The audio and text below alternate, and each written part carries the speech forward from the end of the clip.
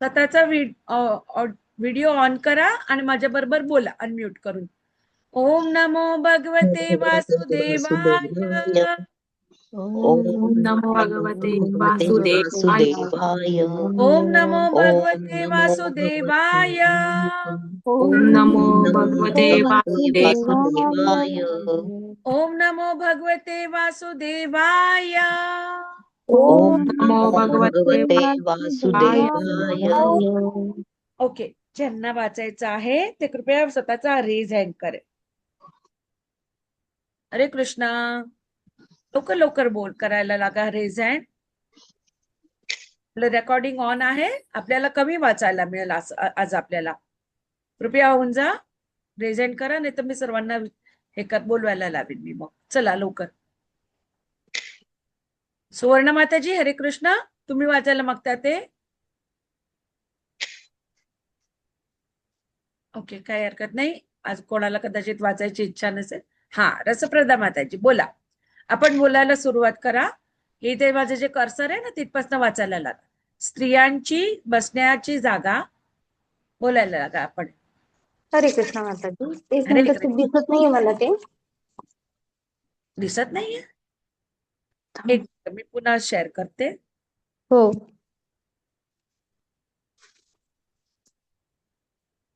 आता दिसती माताजी? कुठे गेलं माताजी ते? हे पा इथे हे माझं कर्सर आहे ना, माऊसचं कर्सर हे हलतंय. तिथं स्त्रियांची हो हो हो बसण्याची जागा महाप्रभू हो पासून फार दूर ठेवलेली असे, असं इथे. हो. हरे कृष्ण. हरे श्रील कृष्ण. प्रभुपाद की जय. स्त्रियांची बसण्याची जागा महाप्रभूंपासून फार दूर ठेवलेली असे. आदर्श शिक्षक तथा आचार्य म्हणून ते संन्यासाश्रमाच्या दैनंदिन कर्तव्यांचे अगदी कठोरपणे पालन करीत. महाप्रभू भगवतार होतेच आणि त्याच वेळी एक मनुष्य म्हणूनही आदर्श होते. त्यांचा इतर लोकांशी असणारा व्यवहारही असंदिग्ध होता. आचार्याप्रमाणे वागताना ते वज्राहून कठोर आणि पुष्पाहून मृदू होते. एकदा छोटा हरिदास या त्यांच्या एका पार्षदाने एका तरुणीकडे वाईट दृष्टीने पाहण्याची मोठी चूक केली. महाप्रभू सर्वांच्या हृदयांतरी वास करणारे परमात्मा असल्यामुळे हरिदासाच्या मनातले विचार त्वरित ओळखू शकले. त्यांनी त्याला तात्काळ आपल्या संघातून बहिष्कृत केले. त्याला महाप्रभूंनी क्षमा करावी अशी अनेकांनी विनंती केली, तरी महाप्रभूंनी पुन्हा त्याचा स्वीकार केला नाही. महाप्रभूंच्या संगतीतून बहिष्कृत झाल्यामुळे छोट्या हरिदासाने आत्महत्या केली आणि महाप्रभूंना ही वार्ता समजली. त्यावेळी सुद्धा महाप्रभू त्याचा अपराध विसरले नव्हते आणि म्हणून ते म्हणाले की हरिदासला योग्य तोच दंड मिळाला. महाप्रभूंच्या संन्यासाश्रमातील शिस्त पालनाविषयी कोणतीही तडतोड करीत नसत आणि म्हणून प्रतापरुद्र महाराज हे एक महान भक्त असल्याचे माहीत असूनही महाप्रभूंनी त्यांची भेट घेण्यास नकार दिला, कारण ते रुपये पैशांचा व्यवहार करण्यात गुरफटलेले होते. अशा आचरणाने त्यांनी एका अध्यात्मवादी साधकाचे आदर्श आचरण दाखवून दिले.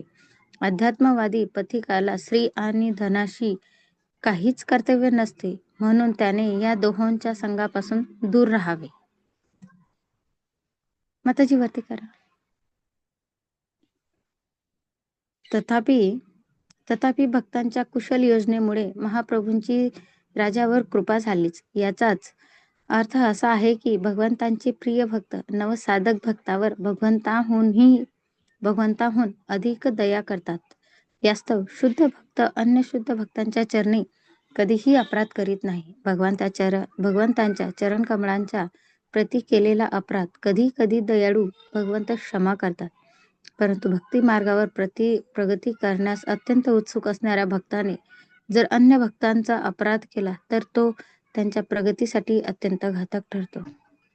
श्री चैतन्य महाप्रभू जोपर्यंत जगन्नाथपुरीत होते तोपर्यंत हजारो भक्त भगवान जगन्नाथांच्या रथयात्रेच्या वेळी त्यांचे दर्शन घेण्यासाठी येत असत.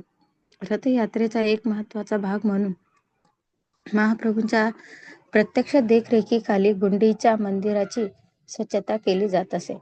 पुरीमध्ये महाप्रभूंचे सामूहिक हरिनाम संकीर्तन म्हणजे जनसामान्यांकरता एक अद्वितीय प्रदर्शन असे.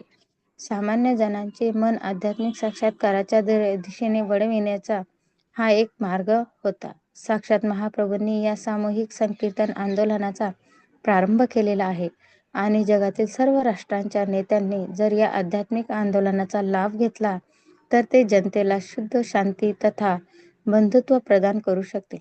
वास्तविक पाहता शांती आणि विश्वबंधुत्व हीच जगातील अखिल मानव समाजाची वर्तमान मागणी आहे. काही काळाने महाप्रभू पुन्हा उत्तरी भारताची यात्रा करण्यासाठी बाहेर पडले आणि त्यावेळी त्यांनी वृंदावन व त्याच्या समीप असणाऱ्या स्थळांना भेट देण्याचा निर्णय घेतला. ते झारखंडच्या मध्य भारतातील ठिकाण अरण्यातून प्रवास करीत गेले आणि त्यावेळी तेथील वन्य पशूंनी त्यांच्यासोबत कीर्तन केले. अगदी वाघ, हत्ती, अस्वल, हरिण, कोल्हा इत्यादी सर्व हिंस्र पशूंनी माताजी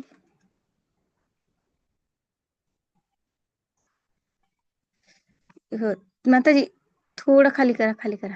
हा हिंस्र पशूंनी महाप्रभूंसमवेत कीर्तन केले. अशा प्रकारे त्यांनी सिद्ध केले की सामूहिक हरिनाम कीर्तनाच्या पद्धतीने अगदी क्रूर वन्य पशु देखील मित्रत्वाने आणि शांततेने राहू शकतात. मग सभ्य लोकांविषयी काय सांगावे? जगातील कोणताही मनुष्य संकीर्तन आंदोलनात सहभागी होण्यास नकार देणार नाही. तसेच महाप्रभूंचा संकीर्तनाचा मार्ग कोणत्याही विशिष्ट जात, पंथ, वर्ण किंवा योनीपुरता मर्यादित नाही. त्यांच्या महान आंदोलनाचे हे प्रत्यक्ष प्रमाण पहा. त्यांनी अगदी हिंस्र प्राण्यांनाही आपल्या श्रेष्ठ आंदोलनात समाविष्ट करून घेतले. माताजी वरती करा. वृंदावनाहून परत येताना ते प्रथम प्रयागला गेले आणि तेथे त्यांची भेट रूप गोस्वामी आणि अनुपम या 2 बंधूंशी झाली. तेथून पुढे ते वाराणसीला गेले. तेथे त्यांनी सतत 2 महिने सनातन गोस्वामींना दिव्य ज्ञानाची शिकवण दिली. महाप्रभूंनी सनातन गोस्वामींना दिलेला उपदेश अतिशय विस्तृत आहे आणि त्यांचे सविस्तर वर्णन येथे करणे शक्य नाही. याकरिता त्यातील मुख्य विषयांचाच उल्लेख आम्ही पुढे करीत आहोत. सनातन गोस्वामींचे पूर्वाश्रमीचे नाव साकर मल्लिक असे होते आणि त्यावेळी ते बंगालच्या नवाब हुसेन शहाच्या राजवटीत मंत्री होते. त्यांनी महाप्रभूंची सेवा करण्याच्या उद्देशाने आपल्या शासकीय कार्यापासून सेवानिवृत्ती घेतली. महाप्रभू वृंदावनहून परत येताना ज्यावेळी वाराणसी येथे आले त्यावेळी त्यांनी तपन मिश्रा आणि चंद्रशेखर यांच्या घरी वास्तव्य केले. त्या दोघांसमवेत एक मराठी ब्राह्मणही त्यांची सेवा करीत असे. त्यावेळी श्रीपाद प्रकाशानंद सरस्वती नावाचे एक श्रेष्ठ मायावादी संन्यास वाराणसीचे प्रमुख होते. महाप्रभू जेव्हा वाराणसीत आले तेव्हा त्यांच्या हरिनाम संकीर्तनामुळे तेथील सर्व निवासी त्यांच्याकडे आकर्षित झाले. ते जातील तेथे आणि विशेषतः काशी विश्वनाथ. माताजी वरती करा. बस थोडं खाली करा माताजी, थोडं खाली करा. बस माताजी. काशी विश्वनाथ मंदिरात हजारो यात्रेकरू त्यांच्या मागोमाग जात. काही यात्रेकरू त्यांचे दिव्य अंग प्रत्यंग पाहून आकर्षित होत, तर काही जण त्यांनी मधुर स्वरात गायलेली भगवत स्तुती ऐकून आकर्षित होत. मायावादी संन्यासी स्वतःला हा नारायण समजतात. वाराणसीत आजही अनेक मायावादी संन्यासी आढळतात. काही लोकांनी महाप्रभूंना हरिनाम संकीर्तन करताना पाहिले आणि ते त्यांना खरेच नारायण समजू लागले. ही वार्ता प्रकाशानंद सरस्वती या महान संन्याशाला मिळाली. भारतामध्ये मायावादी आणि भागवत या 2 संप्रदायांमध्ये सदैवच एक प्रकारची स्पर्धा असते. म्हणून महाप्रभूंच्या संकीर्तनाची वार्ता प्रकाशानंदापर्यंत पोहोचली तेव्हा त्यांनी जाणले की महाप्रभू हे एक वैष्णव संन्यासी आहेत. माताजी वरती करा.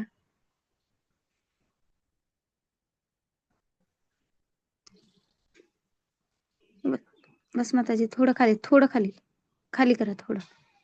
हा भारतामध्ये मायावादी आणि भागवत या 2 संप्रदायांमध्ये सदैवच एक प्रकारची स्पर्धा असते. म्हणून महाप्रभूंच्या संकीर्तनाचा वार्ता प्रकाशानंदापर्यंत पोहोचली तेव्हा त्यांनी जाणले की महाप्रभू हे एक वैष्णव संन्यासी आहेत. याच कारणास्तव ज्या लोकांनी ही वार्ता त्यांच्यापर्यंत पोहोचवली त्या लोकांसमोर त्यांनी महाप्रभूंना कमी लेखले.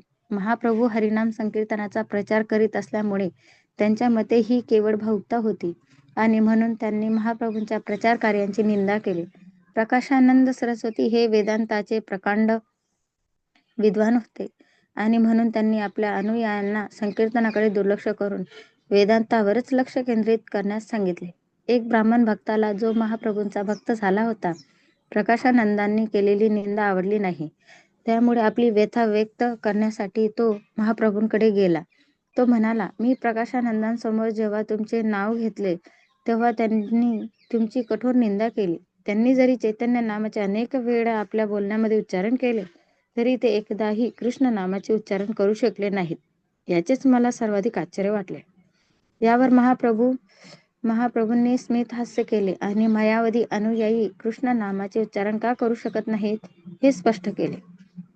मायावादी जर सतत ब्रह्म, आत्मा, चैतन्य असे उच्चारण करीत असले तरी ते श्रीकृष्णांच्या चरण कमळाचा अपराध करीत असतात.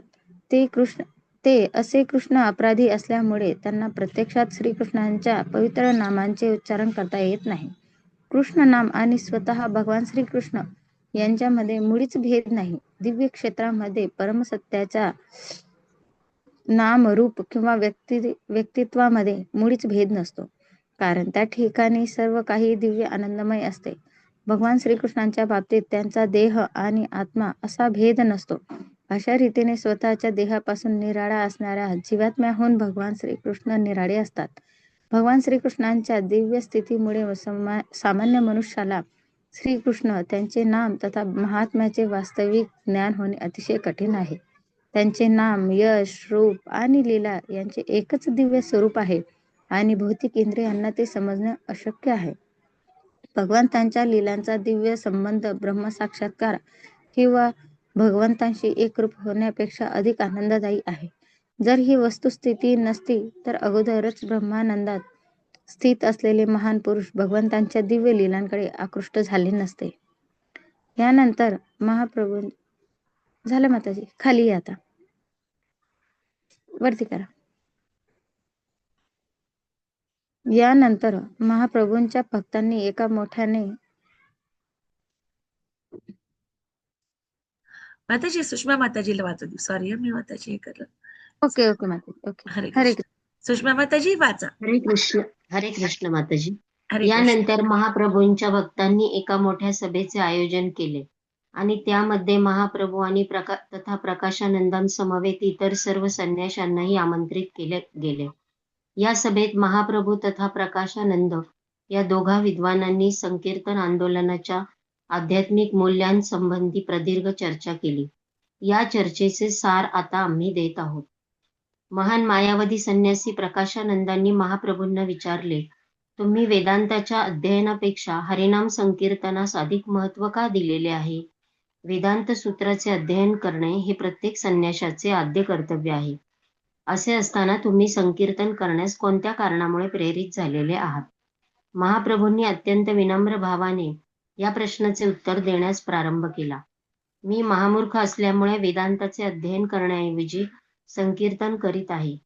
अशा प्रकारे महाप्रभूंनी स्वतःला या युगातील अगणित मूर्खांपैकी एक मानले. जे वेदांत तत्वज्ञान जाणून घेण्याकरिता पूर्णतः अपात्र आहेत, अशा मूर्खांनी वेदांताच्या अध्ययनात ढवळाढवळ केल्यामुळे समाजात इतका उत्पात माजलेला आहे. ते पुढे म्हणाले, मी महामूर्ख असल्यामुळे माझ्या गुरु महाराजांनी मला वेदांत तत्वज्ञानात ढवळाढवळ न करण्याचा आदेश दिलेला आहे. मी हरिनाम कीर्तन केलेले बरे असे ते म्हणाले, कारण त्यामुळे मी भवबंधनातून मुक्त होऊ शकेन. हरे कृष्ण. महाप्रभू माताजी, पुढे- धन्यवाद. हरे कृष्ण. हरे कृष्ण. हरे कृष्ण. हरे कृष्ण माताजी. माताजी. ओके.